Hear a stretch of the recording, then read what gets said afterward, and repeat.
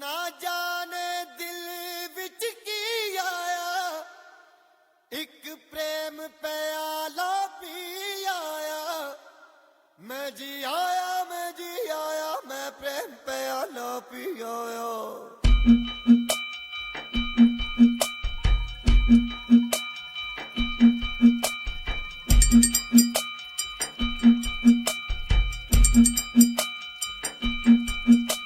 ओए रमता जोगी, ओए रमता जोगी, होए होए होए होए होए।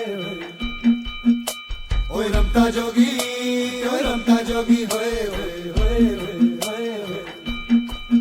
मैं प्रेम दा प्याला पी आया, मैं प्रेम दा प्याला पी आया। एक पल में सदियां जी आया। ओए रमता जोगी, ओए रमता जोगी, होए होए होए होए होए। मैं प्रेम दा प्याला पी आया, एक पल में सदियां जी आया। सारी मधुशाला पी आया, एक पल में सदियां जी आया। मैं भी आया, मैं भी आया, मैं भी आया, जा भी आया, मैं जी आया। ओए रमता जोगी, ओए रमता जोगी, होए होए होए होए। तू रमता जोगी, तू रमता जोगी, होए होए होए होए। तू रमता जोगी, तू रमता जोगी, होए होए होए होए। तू प्रेम दा प्याला पी आया है, तेरे दिल विच की आया। तू प्रेम दा प्याला पी आया है, तेरे दिल विच की आया। सारी मधुशाला पी आया, एक पल में सदियां जी आया। मैं भी आया, मैं भी आया, मैं भी आया, जा भी आया, मैं जी आया। तू रमता जोगी, तू रमता जोगी, होए होए होए। ओए रमता जोगी, ओए रमता जोगी, होए होए होए होए।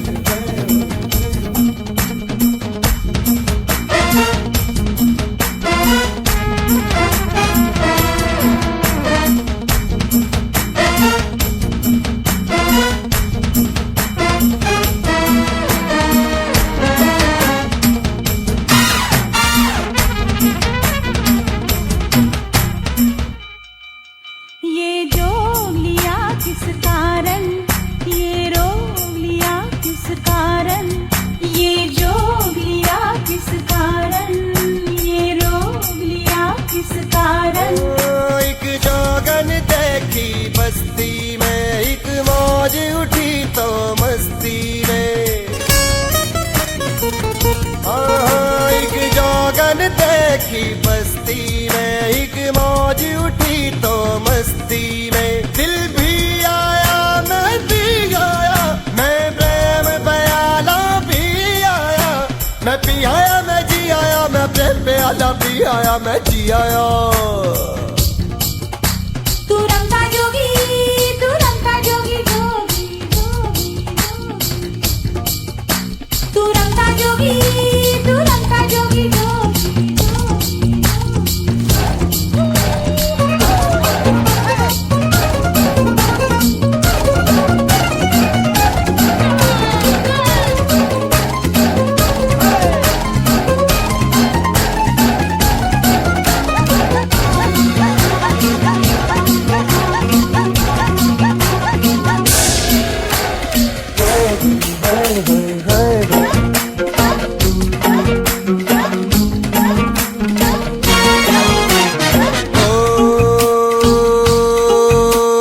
मन में लगन ये जागी, जग छूटा, होए होए जग छूटा, जिया बैरागी।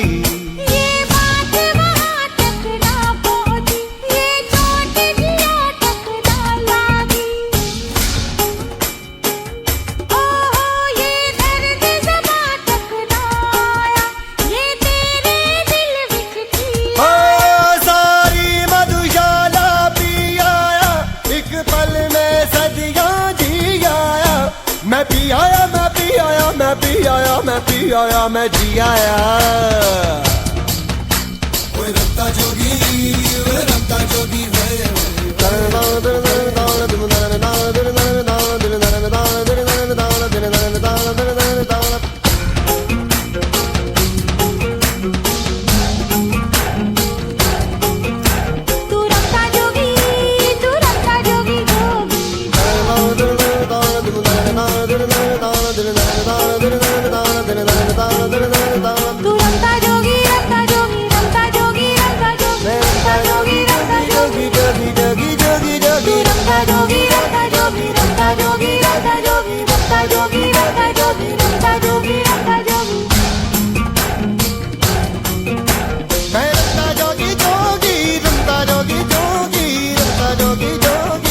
रमता जोगी रमता जोगी रमता जोगी जोगी जोगी रमता जोगी जोगी जोगी रमता जोगी जोगी जोगी रमता जोगी रमता जोगी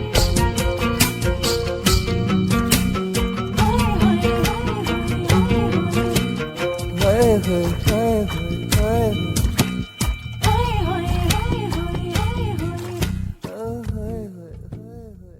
गुड इवनिंग, नमस्कार, सत श्री अकाल, आदाब। आप सुन रहे हैं रेडियो उड़ान और ये है प्रोग्राम दिल से दिल तक सीजन 6। मैं हूं आरजे नरेश और बृहस्पतिवार यानी कि थर्सडे की शाम 10 बजे आपके साथ हर वीक की तरह आज फिर एक बार एक नया ब्रांड न्यू एपिसोड लेकर आ गया हूं। और यहाँ पे होने वाली है फिर से बहुत सारी बातें आपकी और मेरी, और हमारी जो बातें होती हैं वो अक्सर हमारे दिलों से जुड़ी होती हैं, क्योंकि शो का नाम है दिल से दिल तक। तो सारी बातें दिलों से जुड़ती हैं और ऐसी बातें होती हैं जो अक्सर हमें एक दूसरे से जोड़ती हैं, एक दूसरे के पास लाती हैं। इनफैक्ट वो बातें जो शायद हम कहीं और शेयर ना कर पाए, लेकिन कोशिश करते हैं कि इस 1 घंटे के एपिसोड में आपके साथ वो सब बातें शेयर कर पाए, और कोशिश करें कि कुछ मसले हों जिन पे कुछ चर्चा हो, कुछ बातचीत हो, कुछ डिस्कस हो, और शायद उनके लिए कोई रास्ता भी निकालने की यहाँ से कोशिश की जाए। ऐसा ही एक स्पेशल शो तो नहीं कहूँगा, आज हमारा रूटीन शो है, क्योंकि आज आपको पूरे शो में सब कुछ मिलने वाला है। सब कुछ का मतलब आज आपको हमारा पहला सेगमेंट मिलेगा जिसका नाम है यादों का सफरनामा। उसमें कौन होगा वो हम जरूर देखेंगे। इसके साथ अगर इसके बाद की बात करें तो लास्ट में आपको love tip of the week भी मिलने वाली है। मिस लवी रेडी है उसके लिए, लेकिन उसमें अभी टाइम है क्योंकि अभी तो शो शुरू हुआ है। इस बीच दूसरा सेगमेंट होगा हमारा तेरी मेरी बात, और तेरी मेरी बात का जो सेगमेंट का जो टॉपिक है वो भी मैं आपके साथ शेयर करूंगा, काफ़ी इंटरेस्टिंग है वो भी। उससे पहले आप अगर हमारे साथ जुड़ना चाहते हैं, शो में पार्टिसिपेट करना चाहते हैं, तो उसके लिए ज़रूरी है कि हमारे जो 2 मीडियम्स अवेलेबल रहते हैं हमेशा, उनको आप नोट कर लें, उन पे आप हमारे साथ जुड़ सकते हैं।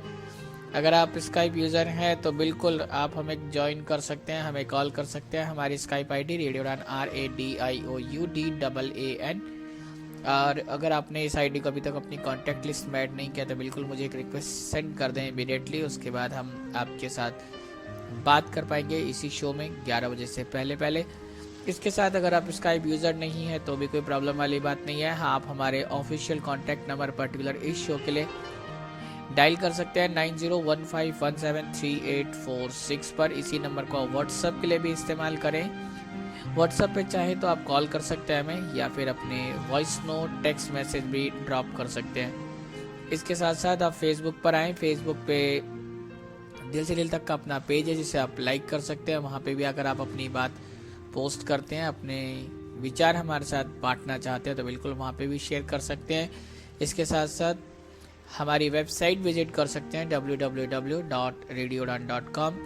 फीडबैक सेक्शन में आपको जाना है, वहाँ पे भी आप अपनी बात हमारे तक पहुंचा सकते हैं, वहाँ पे भी आप अपनी बात रख सकते हैं। बस शो का नाम आपको चूज़ करना होगा दिल से दिल तक, और उसके बाद अपनी ईमेल आईडी, और उसके बाद आप शेयर कर सकते हैं। जल्दी से बात करें कि आप हमारे साथ जब जुड़ेंगे तो किस बारे में चर्चा करेंगे। जो आज हमने आपके लिए मौजूद चूज़ किया है, जो टॉपिक हमने आपके लिए चूज़ किया है हमारे आज के तेरी मेरी बात सेगमेंट के लिए, वो काफ़ी इंटरेस्टिंग है और गंभीर भी हैं। इंटरेस्टिंग इसलिए क्योंकि इसके बारे में आप बहुत सारी चर्चाएं पिछले कुछ महीनों से लगातार पूरे हिंदुस्तान और हिंदुस्तान के साथ पूरी दुनिया में सुन रहे हैं। हालांकि ये चर्चा अक्सर आप सुनते ही रहते हैं।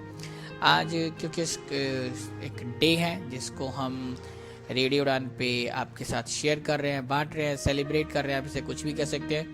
आज वर्ल्ड सुसाइड प्रिवेंशन डे है, उसके बारे में हम आज आपके साथ बात करेंगे, और यही हमारे आज का टॉपिक भी, जिसके बारे में आज से थोड़ी सी बात करनी है और इसकी प्रिवेंशन कैसे कर सकते हैं। सुसाइड कमिट करना एक क्राइम है, अपनी लाइफ को ख़त्म करना, और एक हर तरह से आप इसे कानूनी तौर पे कहें तो भी ठीक नहीं है, और अगर इसे नैतिक दृष्टि से देखें तो भी वो ठीक नहीं है।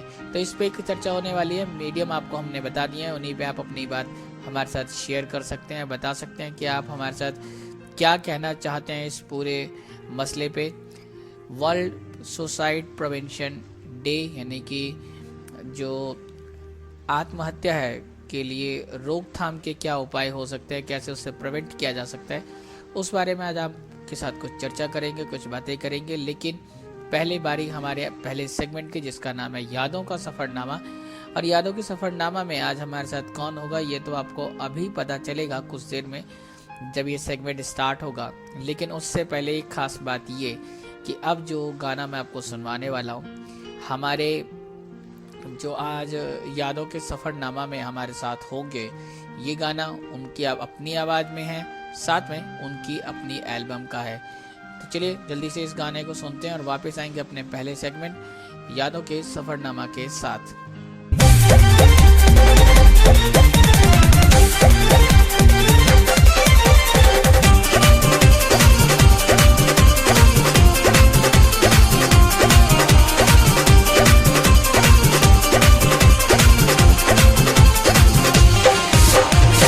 अब तलक ले तू कैलू पढ़ाई, कबो विलेज कबो सिटी में।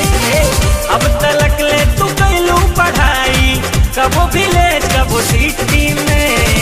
अब नया के एडमिशन लेला दिल के यूनिवर्सिटी में। अब नया के एडमिशन लेला दिल के यूनिवर्सिटी में।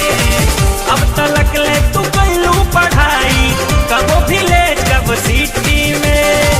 अब तलक ले तू कैलू पढ़ाई, कबो विलेज कबो सिटी में। अब नया के एडमिशन लेला दिल के यूनिवर्सिटी में। अब नया के एडमिशन लेला दिल के यूनिवर्सिटी में।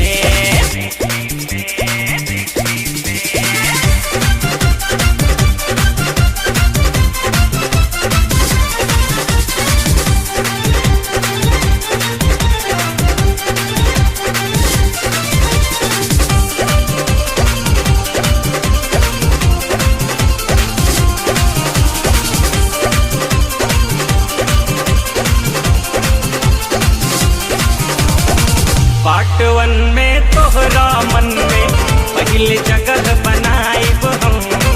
पार्ट 2 से आई लव यू से अपन प्यार जताइब हम। पार्ट 1 में तोहरा मन में पहले जगह बनाइब हम। पार्ट 2 से आई लव यू से अपन प्यार जताइब हम। पार्ट 3 में लोहाई क्वालिटी में। पार्ट 3 में अंतर बताइब लोहाई क्वालिटी में। अब नया के एडमिशन लेला दिल के यूनिवर्सिटी में। अब नया के एडमिशन लेला दिल के यूनिवर्सिटी में।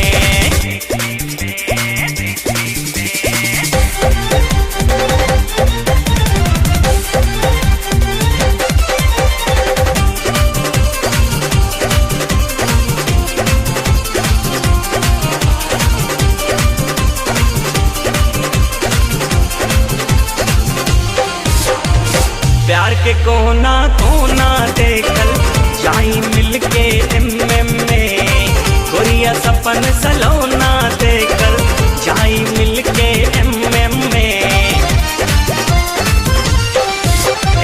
प्यार के कोना कोना देखल जाई मिलके MM में। गोरिया सपन सलोना देखल जाई मिलके MM में। काम जाबा तोहके बताइब चोखा अउरी लिट्टी में। काम जाबा तोहके बताइब चोखा अउरी लिट्टी में। अब नया के एडमिशन लेला दिल के यूनिवर्सिटी में। अब नया के एडमिशन लेला दिल के यूनिवर्सिटी में।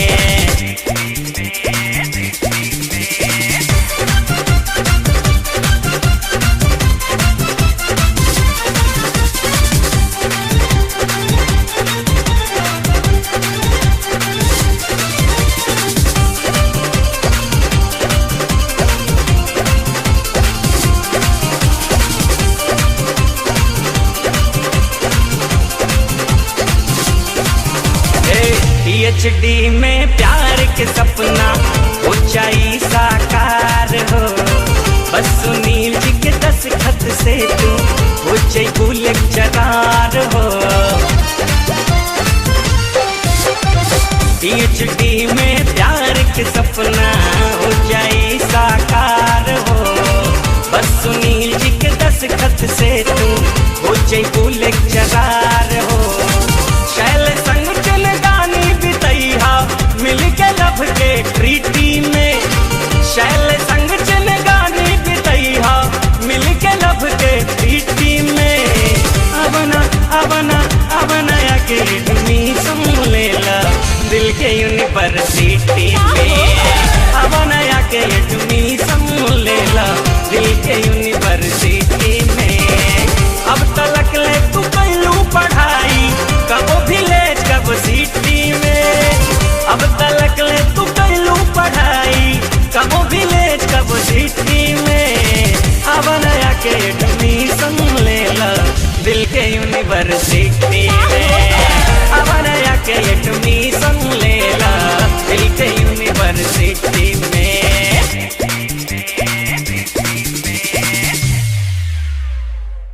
Welcome back. इस प्यारे से गाने के बाद आप सुन रहे हैं रेडियो उड़ान और ये है प्रोग्राम दिल से दिल तक सीजन 6। मैं हूँ आरजे नरेश, वापस आ गया हूँ आपके पास और अब बारी आ गई है हमारे पहले सेगमेंट की, यानी कि जिसका नाम है यादों का सफरनामा। और इस सेगमेंट में हर वीक हम आपके लिए एक नया पार्टिसिपेंट कह लीजिए या यूं कहें कि एक व्यक्ति को लाते हैं, एक ऐसे इंसान को लाते हैं जो हमारे साथ अपनी बातें शेयर करने के लिए तैयार हो। और ये यादों का जो सफरनामा है कुछ ऐसा है जहाँ पे लोग अपनी यादों के सफर में हमें बहुत पीछे लेके जाते हैं, और इतना पीछे कि जहाँ पे उनकी लाइफ में कुछ घटित हुआ हो, कुछ इंसिडेंट हुआ हो, कोई ऐसा वाकया हुआ हो जिसकी वजह से उनकी लाइफ में भूचाल आ जाए, हलचल मच जाए, या कुछ ऐसा हो कि लाइफ पूरी हिल जाए। ये बड़ी सिंपल से शब्द है जो मैं आपके साथ शेयर कर रहा हूँ, लेकिन अक्सर ऐसा होता है हमारी लाइफ में कि जब हम कुछ हमारे साथ होता है और हमें लगता है कि लाइफ में शायद अब कुछ नहीं बचा, या शायद अब जो वक्त है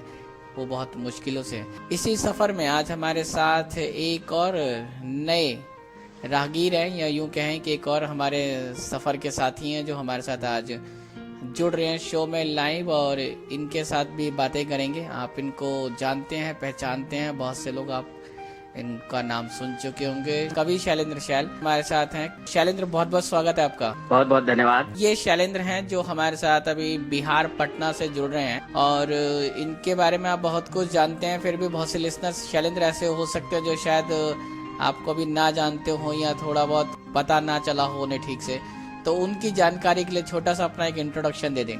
जी, मेरा नाम जैसा कि आप बता रहे हैं शैलेंद्र शैल है, और मैं पटना बिहार से बिलोंग करता हूं, और मैं फिलहाल यूनियन बैंक ऑफ इंडिया में बतौर राजभाषा अधिकारी कार्यरत हूं।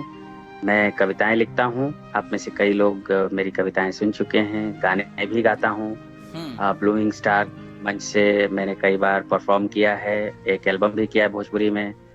तो ये मेरा एक छोटा सा परिचय है। दिल्ली विश्वविद्यालय का तालिबे इल्म रहा हूँ और अभी पटना में ही हूँ। शैलेंद्र को जैसा हमने बताया कि जैसा सेगमेंट का नाम है यादों का सफरनामा, तो कौन सी यादें हैं जो आपको आज याद आ रही है, या कौन सी ऐसी घटना, कौन सा ऐसा वाकया है जो आपकी लाइफ में घटित हुआ, या लाइफ में जब हुआ तो ऐसा लगा कि शायद लाइफ बहुत मुश्किल हो गई है, या अब शायद कुछ बचा नहीं है? जी बिल्कुल, मैं इस बारे में बताना चाहूँगा। मैं बहुत छोटा हुआ करता था, और जब मैं छोटा था तो मेरी आवाज़ बहुत ही ज़्यादा अच्छी थी और मुझे भी बहुत पसंद थी, और मेरे स्कूल में वाले सभी लोगों को बहुत पसंद थी। मैं बनारस में पढ़ता था उन दिनों, तो बनारस में जितने लोग थे उनको मेरी आवाज़ पसंद थी। यहाँ तक कि जो हमारे वार्डन सर थे वो मुझे साबुन तेल देने के लिए आखिर तक बिठा के रखते थे और कहते थे कि पहले गाना सुनाओ तब तो साबुन तेल देंगे, है ना। तो ये उनका प्रेम था, ये एक स्नेह था। इस हद तक लोगों को मेरी आवाज़ पसंद थी, और किसी प्रोग्राम में मेरी आवाज़ की एंट्री जरूर होती थी। मेरे बिना कोई प्रोग्राम पूरा नहीं होता था। और आमतौर पर जो है मेरे सीनियर हुआ करते थे, छत पे घेर लेते थे 10-15 लड़कों का कोई ग्रुप, और जबरन पकड़ के गाना सुनाओ, गाना सुनाओ। छोटा बच्चा जान के ना कोई आंख दिखाना रे, टुपी टुपी टप टप, टुपी टुपी टप टप। अकल का कच्चा समझ के हमको ना समझाना रे, टुपी टुपी टप टप।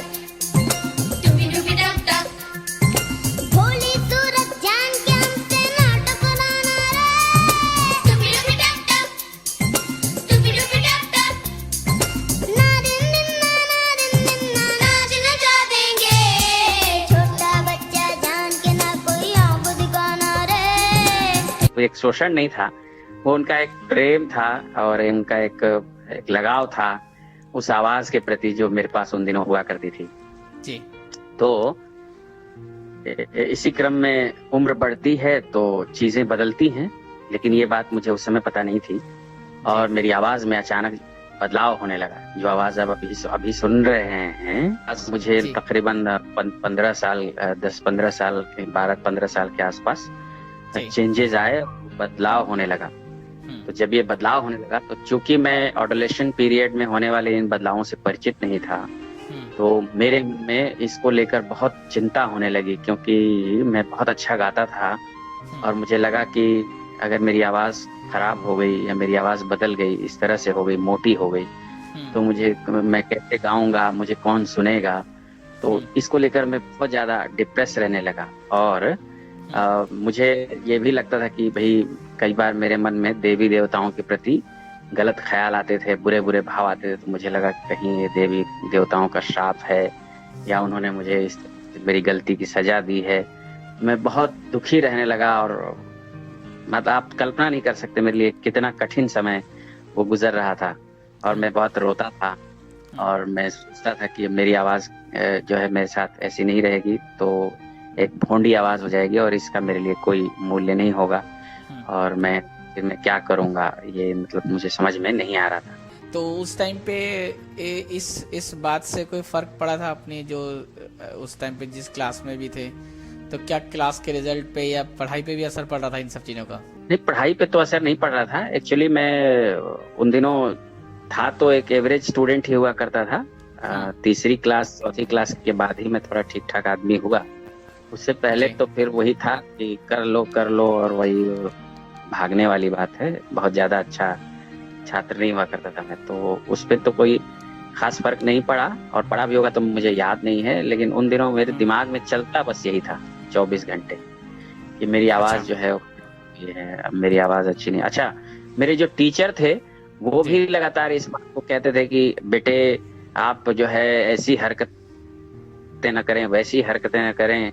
हमारे लखनऊ के सर कहते बेटे दुष्प्रभाव में मत पड़ना, नहीं तो तुम्हारी आवाज खराब हो जाएगी। और मेरी इसी समय आवाज लगी तो मैं सोचने लगा कि ये दुष्प्रभाव क्या है, गुरुजी किसी दुष्प्रभाव की बात करते हैं, मैं कुछ गड़बड़ कर दिया हूँ और इस वजह से मेरी आवाज खराब हो रही है। मुझे बाद में पता चला कि दुष्प्रभाव के बारे में उनका सेंस पता चला, लेकिन तब मैंने ये समझ लिया कि मैंने तो इस तरह का कुछ इस तरह का नहीं है। तो मैं फिर भी मैं सोचता रहा क्या करूं। हाँ, बहुत चिंतित था मैं उन दिनों पर। तो फिर इस समस्या का निवारण कैसे हुआ? फिर मैंने पूजा पाठ शुरू किया, गायत्री मंत्र का जाप शुरू किया, क्योंकि मुझे लगता था कि मैंने देवी देवताओं के प्रति कोई वो किया है, तो उस वजह से ये समस्या है। तो मैंने पूजा पाठ शुरू किया, तब भी मेरी आवाज बदली नहीं और मुझे अंत तक इसी आवाज के साथ ही एग्जिस्ट करना पड़ा। लेकिन पूजा का ख्याल कहिए या जो भी कहिए, मेरी आवाज का जादू और दुगना हो गया। अब जब मेरी आवाज ये युवक वाली आवाज हुई तो इस आवाज का जो संगीत है वो और भी निखर करके सामने आया था। इसमें स्वर लहरियों का कुछ और भी चीजें दुगुणित होकर के सामने आई और लोगों को और अच्छे से और अधिक और सधे ढंग से प्रभावित कर सकी। तो मैं इसके लिए माता सरस्वती का शुक्रगुजार हूँ, उनका शुक्रिया अदा करता हूँ।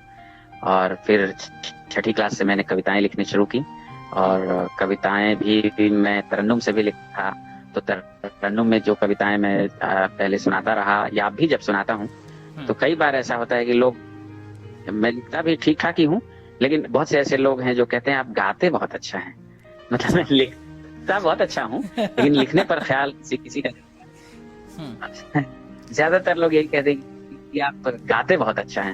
तो ये है, ये बहुत खुशी है कि मुझे वही अटेंशन मिली और उसी तरह से प्यार मिला। वो बात अलग है कि मैं बहुत ऊपर के लोगों में दिखाई नहीं देता या दुनिया में बहुत ज्यादा वायरल नहीं हूँ लोगों में, लेकिन ये बात बिल्कुल सही है कि मैं जो भी प्रेम मिलता है और जब तक जहां तक पहुंचता हूँ वहां मैं निराश होके नहीं आता, मुझे पूरा भरपूर प्रेम मिलता है और उसी अटेंशन के साथ सुना जाता है। तो धीरे धीरे चीजें इसी तरह रिकवर होती चली गई, क्योंकि मुझे लगा कि वो एक फेज था और निकल गया, और ये नया फेज है। इसको स्वीकार करने के बाद भी हमें लोग उतना ही प्रेम कर रहे हैं, उतना ही अटेंशन दे रहे हैं, तो चिंता करने की कोई बात नहीं है। और फिर मैंने बाद में ये भी जाना कि एक समय के बाद जो है एडोलेशन पीरियड के दौरान बहुत से बदलाव होते हैं, जैसे हमारे शरीर के किसी किसी अंग में अलग से बालों का आना, या शरीर के अंगों में अलग तरह का बदलाव होना।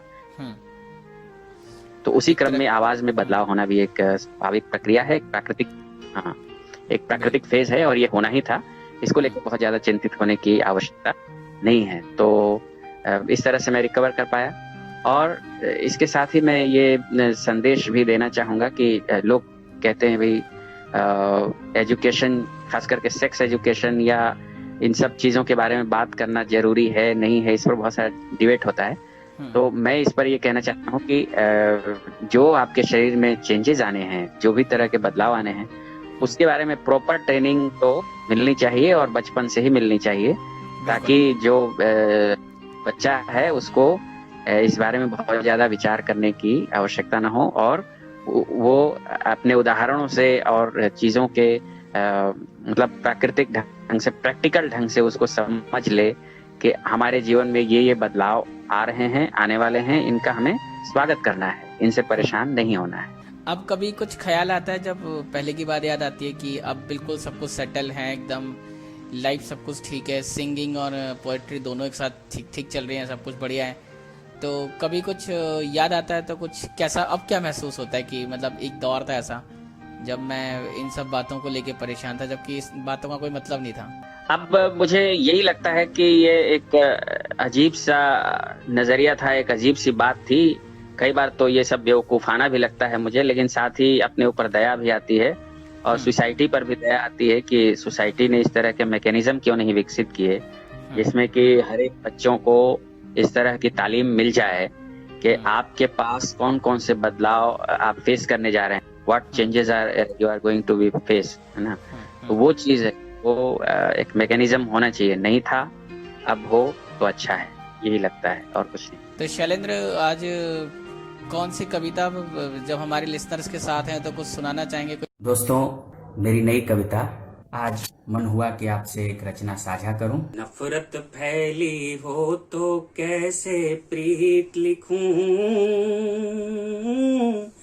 जलता हो जब देश तो कैसे गीत लिखूं। नफरत फैली हो तो कैसे प्रीत लिखूं, जलता हो जब देश तो कैसे गीत लिखूं। जब मस्जिद जलती है मंदिर जलता है, रोम रोम ईश्वर अल्लाह का जलता है। जब मस्जिद जलती है मंदिर जलता है, रोम रोम ईश्वर अल्लाह का जलता है। तो जनता के क्रंदन को क्या संगीत लिखूं,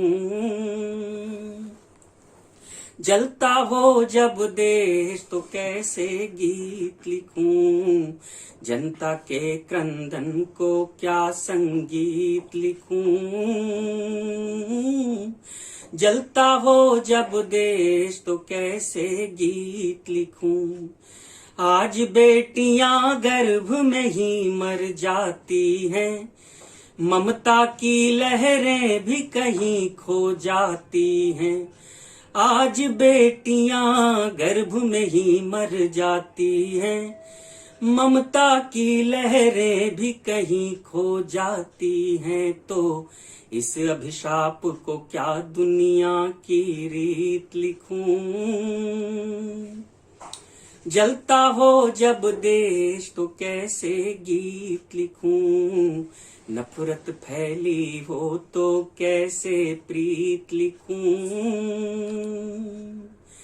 जलता हो जब देश तो कैसे गीत लिखूं। रोटी सब्जी दाल पे आफत आई है, बीमारी है कमर तोड़ महंगाई है। बीमारी है कमर तोड़ महंगाई है, रोटी सब्जी दाल पे आफत आई है तो विकसित होता भारत कैसे नीत लिखूं। जलता हो जब देश तो कैसे गीत लिखूं। विकसित होता भारत कैसे मीत लिखूं। जलता हो जब देश तो कैसे गीत लिखूं। इस पवित्र गंगा का पानी गंदा है, आओ लूटे खाएं ये गोरख धंधा है।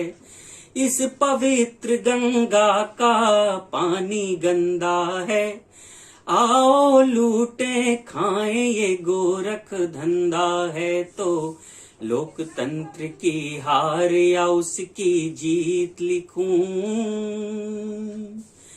जलता हो जब देश तो कैसे गीत लिखूं। लोकतंत्र की हार या उसकी जीत लिखूं। जलता हो जब देश तो कैसे गीत लिखूं। कृष्ण ही खींचे चीर तो किसे बुलाए वो। बहरे हों सब लोग तो किसे सुनाए वो। कृष्ण ही खींचे चीर तो किसे बुलाए वो।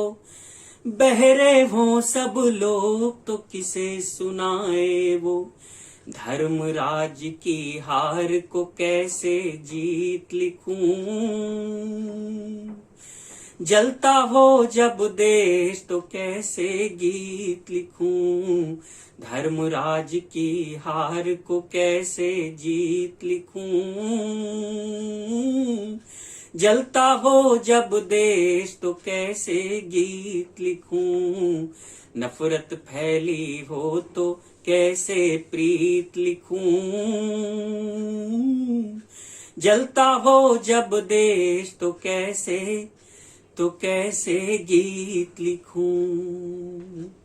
Welcome back. आप सुन रहे हैं रेडियो उड़ान और ये है प्रोग्राम दिल से दिल तक सीजन 6। मैं हूँ आरजे नरेश और अभी आप सुन रहे हैं हमारा पहला सेगमेंट। और पहले सेगमेंट का नाम था तेरे मेरे यादों का सफ़रनामा, जिसमें आज शैलेंद्र हमारे साथ थे और शैलेंद्र ने हमारे साथ बहुत सारी बात की, कवि शैल ने, और उनके एल्बम का गाना भी आपने सुना, साथ में उनके साथ हुई बातचीत और उनके बाद उनकी बहुत ही प्यारी सी एक कविता। तो काफ़ी मज़ा आया शैलेंद्र, बहुत अच्छा लगा आपसे बात करके। एक बार फिर से बहुत बहुत शुक्रिया हमारे साथ जुड़ने के लिए और इतनी सारी बातें शेयर करने के लिए। और जो बात आपने बताई आज अपनी घटना में, वो सच में एजुकेट करने वाली है लोगों को, कि लोगों को अपने घर में, स्कूल में, सब जगह बच्चों को वो एजुकेशन देनी चाहिए कि जब वो बड़े होते हैं तो किस किस तरह के परिवर्तन लाइफ में होते हैं, जिसकी वजह से जिसकी जानकारी उनको होनी चाहिए। केवल जानकारी ना होने की वजह से उनको बहुत परेशानियों का भी सामना करना पड़ता है, ऐसा अक्सर हमने देखा है। अब बारी है हमारे दूसरे सेगमेंट यानी कि तेरी मेरी बात। तेरी मेरी बात के लिए जो आज हम मौजू लेकर आए वो काफ़ी इंटरेस्टिंग है, काफ़ी गंभीर भी है। और इसकी गंभीरता कितनी ज़्यादा है ये शायद अब से 1 या 2 मिनट में आपको पता चल जाएगी, जब मैं आपको बताऊंगा कि ये कितना गंभीर विषय है।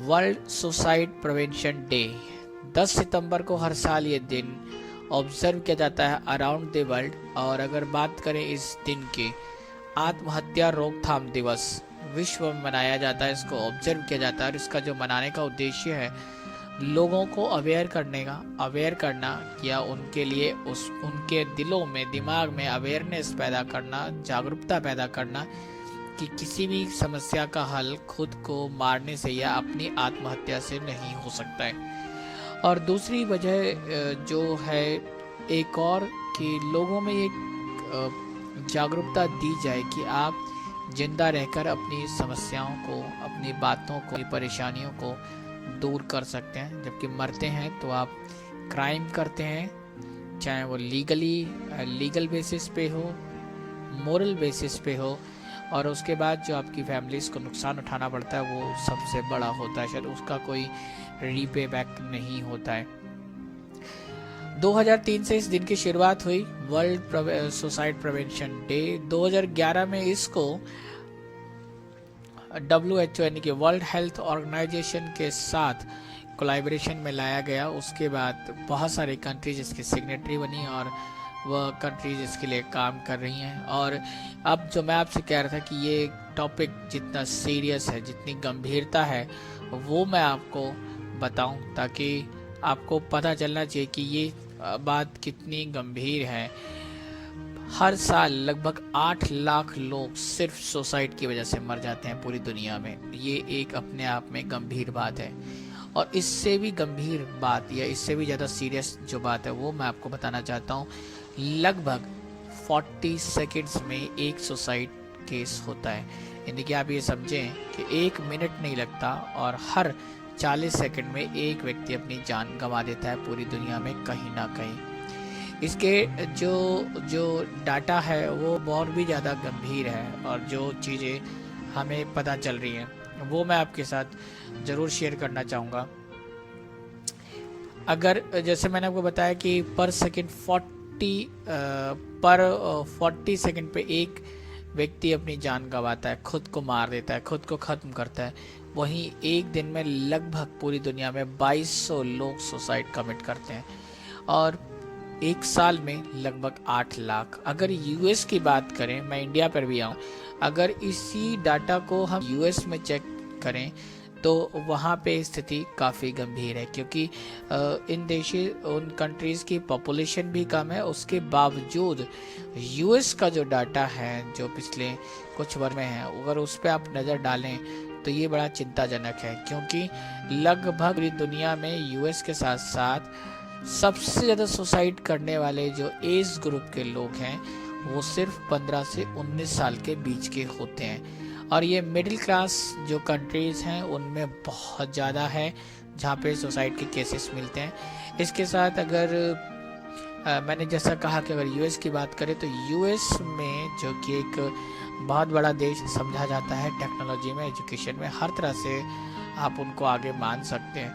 तो अगर उस देश की बात करें जहाँ पे इतनी ज़्यादा समस्या है सुसाइडल केसेस की या जो उन लोगों के जो लोग सुसाइड कमिट करते हैं, तो लगभग 1 करोड़ यानी कि 10 बिलियन पीपल वहाँ पे सोचते हैं कि वो सुसाइड करेंगे।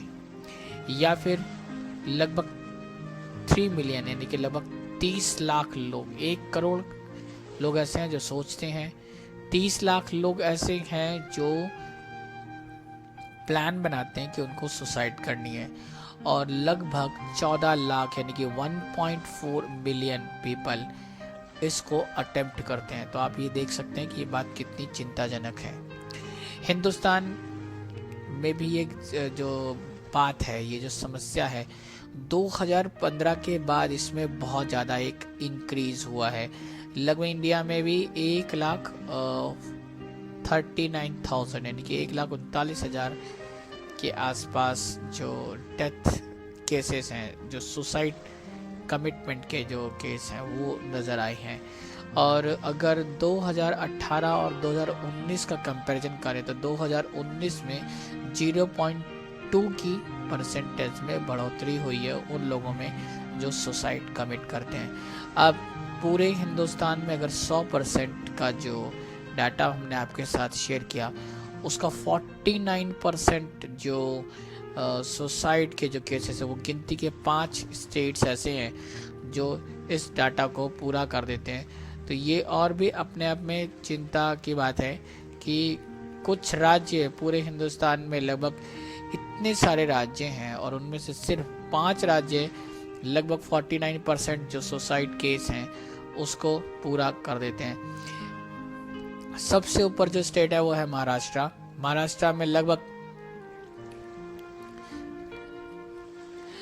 18,196 जो सुसाइड केसेस होते हैं वो होते हैं। इतने लोग सुसाइड करते हैं वहाँ पे, बिल्कुल 18,916 लोग, मैंने 196 बोला, 916 लोग हैं। इसके बाद जो तमिलनाडु की बात आती है, तमिलनाडु भी पीछे नहीं है, वो दूसरे नंबर पे आ जाता है जहाँ पे अगर डेथ केसेस की बात करें तो 13493 यानी कि 13,493 लोग सुसाइड करते हैं।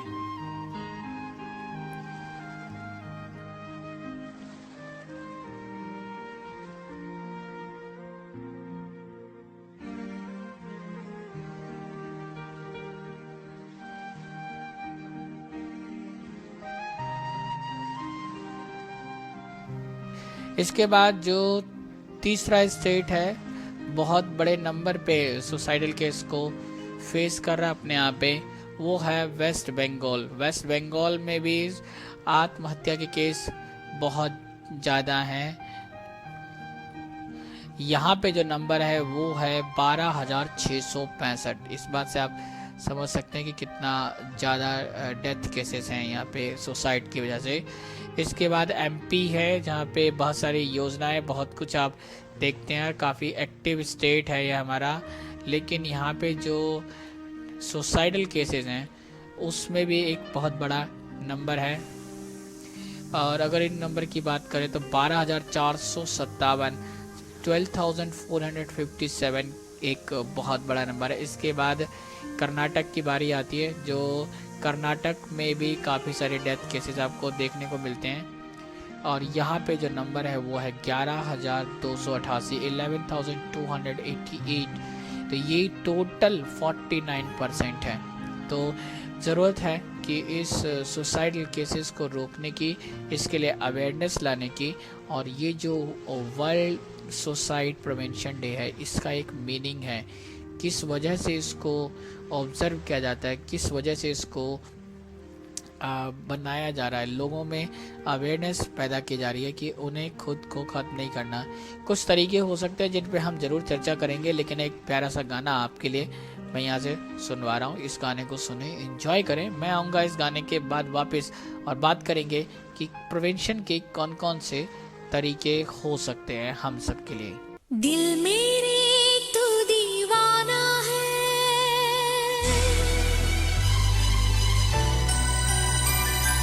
पागल है मैंने माना है।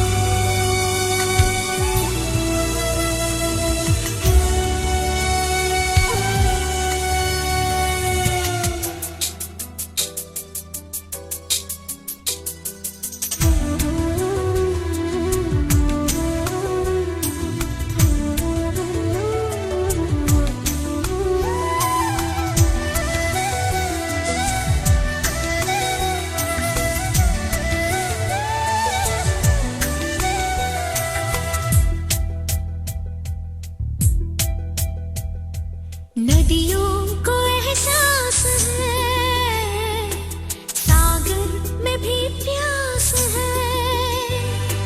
माना कहे अंधेरा घना, किसने किया तुझको मना। तारों की शम्मा जला, सच होते सपने भी। मैंने ऐसा सुना, दिल मेरे तू दीवाना है। पागल है मैंने माना है, पल पल आहें भरता है। कहने से क्यों डरता है, दिल मेरे तू दीवाना है। पागल है मैंने माना है, पल पल आहें भरता है। कहने से क्यों डरता है।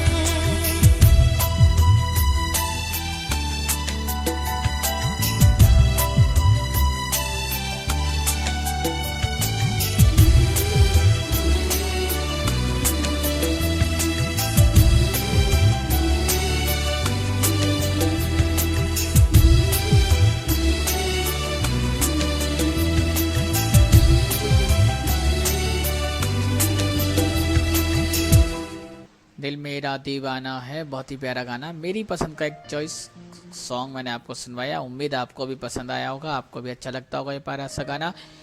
सेगमेंट चल रहा है तेरी मेरी बात। आज का मौजू काफ़ी इंटरेस्टिंग, उतना ही गंभीर और चिंताजनक, जिस पे हम आपके साथ बात कर रहे हैं। और मैंने जो चिंताजनक बात है, जो गंभीर बात है इस टॉपिक को लेके, इस मसले को लेके, वर्ल्ड सुसाइड प्रिवेंशन डे यानी कि आत्महत्या रोकथाम दिवस के लिए जो बातचीत है, उसके लिए जो अवेयरनेस कैंपेन है, सब कुछ करना ज़रूरी है। और क्यों करना ज़रूरी है, ये जो डाटा मैंने आपके साथ शेयर किया, उससे उम्मीद है कि आपको समझ में आया होगा और पता चला होगा कि कितना ज़रूरी है कि हम इसके बारे में जागरूक करें। सबसे पहला जो पॉइंट है वो यही कि हमें उन लोगों को ट्रेस करना चाहिए, उन लोगों तक मदद पहुंचानी चाहिए। इनफैक्ट हमें उन लोगों तक पहुंचना चाहिए जो इस तरह की भावना या अपने आप को सुसाइड की तरफ ले जाने की कोशिश कर रहे हैं। हालांकि उनकी परेशानियां हो सकती हैं, प्रॉब्लम्स हो सकती हैं, और जिस टाइम पे उनको सही टाइम पर जब मदद चाहिए होती है लोगों से, चाहे वो मेडिकल हेल्प हो, मेंटल हेल्थ की के लिए ज़रूरत हो, दोस्तों की ज़रूरत हो, उस टाइम पे जब उनको सबसे ज़्यादा ज़रूरत होती है, शायद हम नहीं होते वहाँ पे, तो हमें कुछ ऐसा करना होगा ताकि हम उन पे के पास राइट टाइम पे पहुँच पाएँ। क्योंकि अगर जब हम ऐसा नहीं कर पाते तो वो फिर अपनी मर्जी से या अपनी समझ से जो सोचते हैं, जो बेहतर सोचते हैं, शायद वो ही करते हैं। तो एक बहुत ज़रूरी है कि हमें इसके लिए कुछ करना चाहिए, हमें वो प्लान बनाने चाहिए, वो स्कीम, वो प्रोजेक्ट्स होने चाहिए, वो इस तरह की चीज़ें और मैकेनिज़्म होना चाहिए ताकि हम इस तरह के लोगों के पास पहुंच पाएँ। कुछ डाटाबेस, कुछ जो इस तरह से कई बार उनको आइडेंटिफाई भी किया जा सकता है, उनके आसपास के लोग भी आइडेंटिफाई कर सकते हैं और उसी टाइम उनको ट्रीटमेंट की व्यवस्था करवाई जा सकती है। ट्रीटमेंट के लिए कुछ प्रेरित किया जा सकता है, उनसे बात की जा सकती है, उनके साथ डिस्कस किया जा सकता है। तो बहुत सी चीज़ें होंगी। अब इसके लिए और क्या किया जा सकता है जिससे कि अगर उन लोगों तक पहुंचना इतना आसान ना हो तो किस तरीके से पहुंचा जा सकता है। उन लोगों तक पहुंचने का जो सबसे अच्छा तरीका है वो है अवेयरनेस कैंपेन, चाहे वो रेडियो के माध्यम से हो, टीवी के माध्यम से हो, सोशल मीडिया के माध्यम से हो। ये आपके एजुकेशनल जो इंस्टीट्यूट हैं उनके जो सिलेबस हैं उसमें कुछ ऐड किया जाए, सिलेबस को कुछ मॉडिफाई किया जाए। और जिस तरह से आज हम रेडियो पे हैं और रेडियो उड़ान के थ्रू इस डे के बारे में आपके साथ बात कर रहे हैं, उसके प्रिवेंशन को लेके कुछ उपाय आपके साथ शेयर कर रहे हैं जो हमें समझ में आ रहे हैं, जो हमारे पास हैं, उन पे बात कर रहे हैं। तो इसी तरह से बहुत से और बहुत फ्रीक्वेंट, बहुत रेगुलर और एक बहुत बड़े स्तर पे हमें अवेयरनेस कैंपेन भी चलाने चाहिए। ये व्यक्तिगत तौर पे हो सकते हैं, इंडिविजुअली हो सकते हैं, एनजीओज के थ्रू हो सकते हैं, गवर्नमेंट के थ्रू हो सकते हैं, और जिस तरीके से भी आप करना चाहें, क्योंकि ये एक नोबल कॉज है, एक ऐसा काम जिसके लिए आपको कोशिश करनी चाहिए। क्योंकि अगर आप किसी को बचा पाते हैं, किसी की लाइफ बचा पाते हैं, तो शायद उससे अच्छी और बात कोई हो ही नहीं सकती है। क्योंकि ये जो एक मामला है, एक जो विषय है जिस पे शायद लोगों को आपकी ज़रूरत होती है, हमारी ज़रूरत होती है, या हमें औरों की ज़रूरत होती है, तो लेकिन जब वो नहीं मिलता है, जब वो नहीं होता है, तो उससे जो नुकसान है वो काफ़ी बड़ा होता है। और नुकसान की संकल्पना या संभावनाओं को अगर आप सोचें तो भी दिल जहल जाता है कि कैसे कोई व्यक्ति खुद के साथ ऐसा कर सकता है जब वो सुसाइड कमिट करने की बात करता है। आपके दिमाग में भी कोई और दिल में भी कोई बात हो तो बिल्कुल हमारे साथ शेयर करें। कॉल कर सकते हैं हमारे स्काइप आईडी रेडियो उड़ान RADIOUDAN, या फिर हमारे ऑफिशियल कॉन्टैक्ट नंबर पर्टिकुलर इस शो के लिए 9015173846 पर।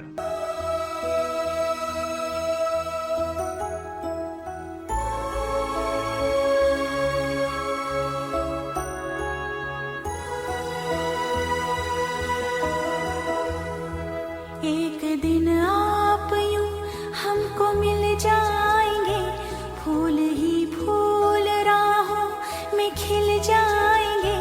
मैंने सोचा न था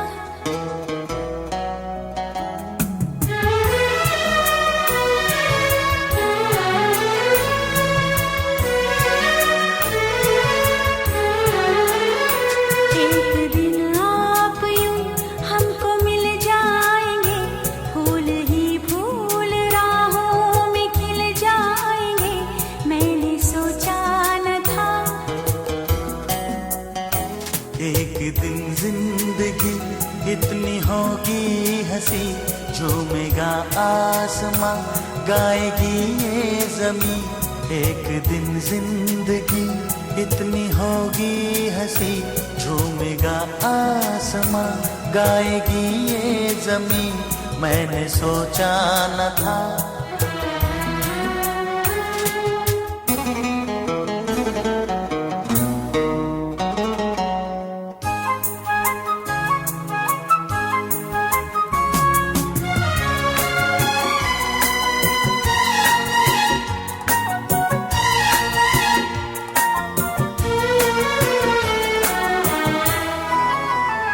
दिल की डाली पे कलियां सी खिलने लगी, जब निगाहें निगाहों से मिलने लगी।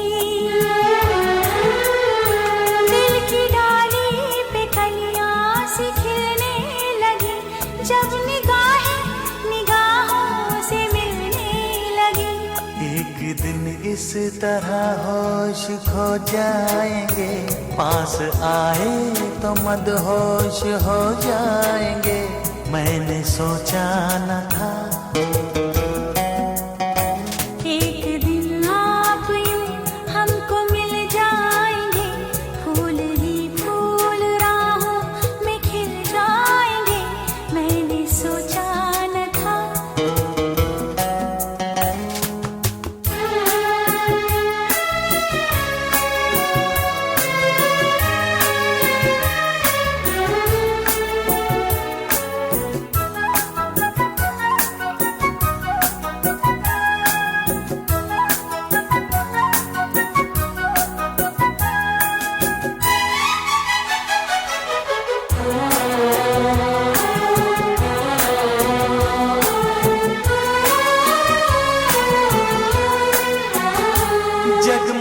जगमगाती हुई जागती रात है या सितारों की बारात है।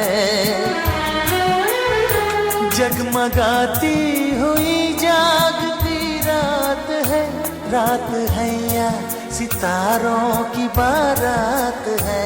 एक दिन दिल की राहों में अपने लिए जल उठेंगे मोहब्बत के इतने दिए, मैंने सोचा न था। एक दिन जिंदगी इतनी होगी हंसी, झूमेगा आसमां गाएगी ये जमीन, मैंने सोचा न था। एक दिन आप यूं हमको मिल जाएंगे, फूल ही फूल राहों में खिल जाएंगे, मैंने सोचा न था। मैंने सोचा न था। मैंने सोचा न था। तेरी मेरी बात के सेगमेंट में आखिरी बार मैं आपके साथ हूं और आखिरी के 1 या 2 पॉइंट आपके साथ यहाँ पे शेयर करने वाला हूं। वर्ल्ड सुसाइड प्रिवेंशन डे आज हम ऑब्जर्व कर रहे हैं around the country, around the world. और आत्महत्या रोकथाम दिवस को किस तरह से ऑब्जर्व किया जाता है, उसके अलग अलग थीम्स होती हैं, अलग अलग बातें होती हैं, उस पर अलग अलग तरीके से चीज़ों को सोचा जाता है, किस तरीके से प्रिवेंशन की जाए, किस तरह से लोगों को रोका जाए कि वो सुसाइड ना करें। इसके लिए बहुत ज़रूरी है कि जो रिस्क फैक्टर है उसको तो रिड्यूस करना ही करना है। यानी कि जो रिस्क फैक्टर है, जैसा हम आपके साथ डाटा शेयर कर रहे हैं और आपको बता रहे हैं बार बार कि कितना गंभीर है ये मसला जिसको आज हम आपके साथ डिस्कस कर रहे हैं। लेकिन ज़रूरत इस बात की भी है कि जो चीज़ें हो रही हैं उसको कुछ चेंज करना होगा, यानी कि कुछ परिवर्तन लाना होगा ताकि हम उसमें कुछ और कर पाए और जो ज़रूरत की चीज़ें हैं वो शायद की जा सकें। जैसे अगर आप सोचें कि किस तरह से अवेयरनेस कैंपेन चलाई जा सकते हैं, तो हमने जैसा आपको कहा कि छोटे छोटे बच्चों को भी थोड़ी थोड़ी अवेयरनेस दी जानी चाहिए, उनके उम्र के हिसाब से, जो उनकी एज है, जो उनकी उम्र है, उसके हिसाब से उनको बताया जाना चाहिए। जब बच्चा किशोरावस्था में आता है तब भी उनको गाइड किया जाना चाहिए कि किस तरह की चीज़ें हो रही हैं उनके आसपास, क्या ज़रूरत की चीज़ें हैं और किस तरह से वो उनको समझ सकते हैं, किस तरह से उस पर गौर कर सकते हैं। वो चीज़ें जब नहीं होती या जब उनको उनके लिए एजुकेट नहीं किया जाता तो बड़ी मुश्किल होती है ऐसे में चीज़ों को समझना। वही वजह है कि इसलिए हम चाहते हैं, और जो वर्ल्ड वाइड जो बड़े बड़े ऑर्गेनाइजेशन, चाहे वो वर्ल्ड हेल्थ ऑर्गेनाइजेशन हो, वो भी चाहता है कि इस तरह की कैंपेन होनी चाहिए कि आप छोटे बच्चों को, जो एडल्ट हो रहे हैं, जो वयस्क हो रहे हैं, जो किशोरावस्था में आ रहे हैं, जो टीनेजर्स हैं, उन सबको अवेयरनेस कैंपेन में लाना चाहिए, उन तक अवेयरनेस पहुंचाई जानी चाहिए। उसके माध्यम आप कुछ भी ढूंढ लें, चाहे वो आपका मीडिया हो, इलेक्ट्रॉनिक मीडिया, प्रिंट मीडिया, किताबें, सोशल मीडिया, या जो भी आप कहें, वो कुछ भी हो सकता है, वहाँ तक आपको पहुँचना पड़ेगा। और इसके साथ जो एक बहुत इम्पॉर्टेंट फैक्टर है वो ये कि जब कभी भी सुसाइड प्रिवेंशन की बात की जाए तो जो हमारे मेडिकल प्रैक्टिशनर्स हैं, जो हमारे मेडिकल प्रोफेशनल्स हैं, और उनको इतने अच्छे तरीके से ट्रेन किया जाए, उनको इस तरीके से ट्रेन किया जाए, प्रोफेशनली ट्रेन किया जाए कि वो ऐसे व्यक्तियों को, ऐसे लोगों को आइडेंटिफाई कर पाएँ ड्यूरिंग द ट्रीटमेंट। जब भी वो ट्रीटमेंट के लिए कोई उनके पास आता है तो कहते हैं कि जब भी ऐसा कोई व्यक्ति कहीं जाता है तो कुछ ना कुछ साइन ज़रूर छोड़ता है कि उसमें दिमाग में क्या चल रहा है। तो एक जो हमारे डॉक्टर्स हैं, जो हमारे मेडिकल के लिए जो केयरर्स हैं, जो हेल्पर्स हैं, उनको इस तरह से ट्रेन किया जाना चाहिए कि वो आइडेंटिफाई कर पाए इनके जो छोटे छोटे सिम्टम्स होते हैं, यूँ कह लें कि जो एविडेंस उनसे बातचीत करने में, उनका ट्रीटमेंट करने में जो एविडेंस मिलते हैं, उनको आइडेंटिफाई किया जाए, उन पर काम किया जाए और उन पर वर्कआउट होना चाहिए ताकि इस समस्या को रोका जा सके। सुसाइड किसी भी तरह की समस्या का हल नहीं हो सकता, किसी भी परेशानी से वो आप दूर नहीं कर सकते। ज़रूरी है कि आप चीज़ों को हासिल करें, चीज़ों को आप सही करें, और जो परेशानी आ रही है उनको ठीक करने के लिए ज़रूरत इस बात की है कि आप ज़िंदा रहें, अलाइव रहें, और उसके बाद अपना संघर्ष पूरा करें। ये ज़रूरत की चीज़ है जो आपको करनी चाहिए।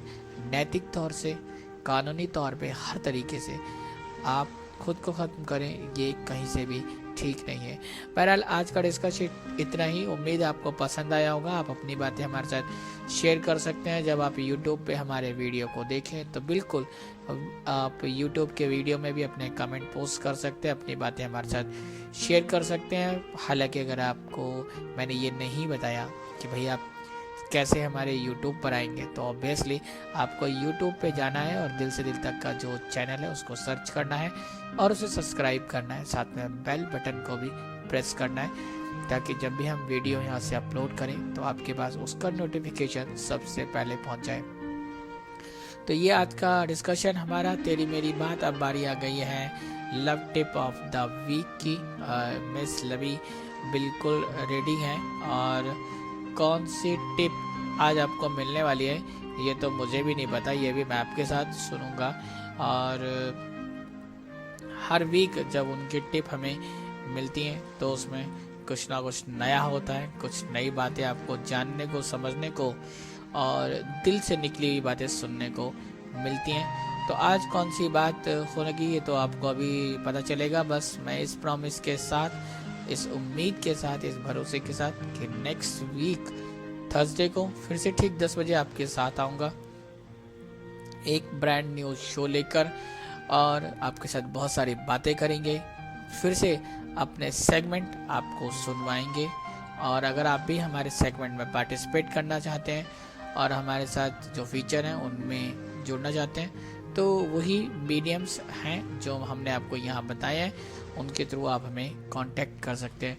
तो जब तक मैं आपसे नेक्स्ट वीक मिलूं, तब तक के लिए टाटा बाय बाय, और कीप लिसनिंग रेडियो उड़ान, flight of life. Happy listening.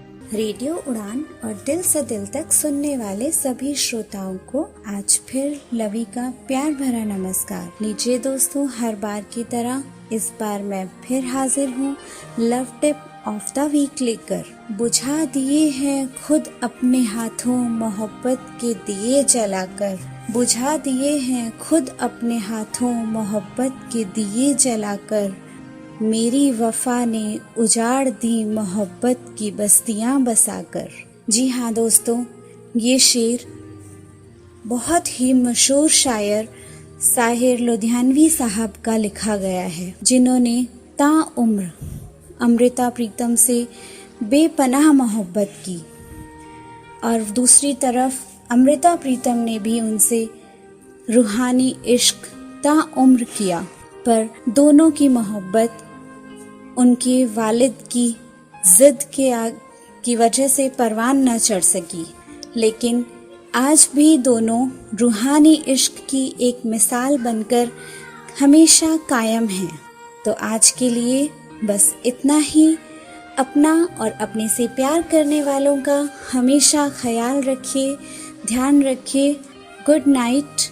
Keep listening radio उड़ान एंड दिल से दिल तक।